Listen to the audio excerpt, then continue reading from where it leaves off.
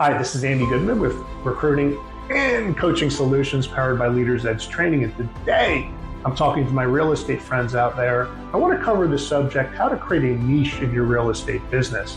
I had a coaching client a few days ago and she said, Andy, there's a lot of really nice 55 and older communities in my area. And we have tons of buyers that are looking at these communities that have a lot of equity in their house. So how do I get involved in that process? And I said, well, that's the key. You want to get involved in the process. You got to create something that interjects in their process, which is looking by default, and you got to show them a way to look for homes by design. And that design is your program that's branded and built and has steps that they can identify with that gets them from point A to point B.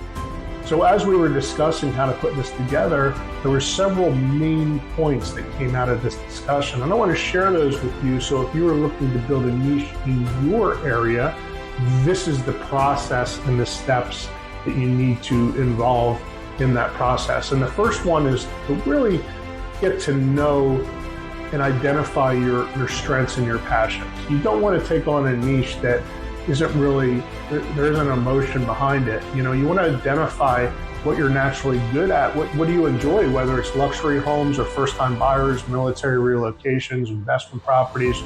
Your niche should align with your skills and your interests. So that's what I would encourage you to do, to pick the right niche to develop. Secondly, you want to study your local market gaps. You look at underserved areas and segments in your local market. Is there a growing demand for multi-generational homes? Are there out-of-state investors buying? This is where the opportunity lies.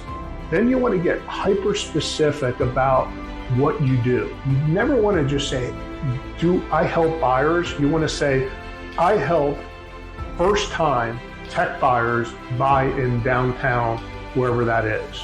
The more specific you are, the more memorable and referable you become.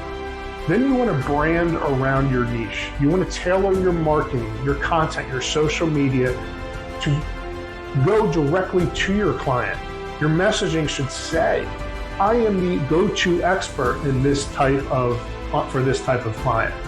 And then lastly, you want to educate consistently in that space. You want to create videos and blogs and social posts that provide specific value to your niche.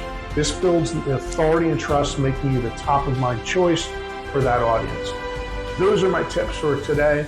We'll see you next time.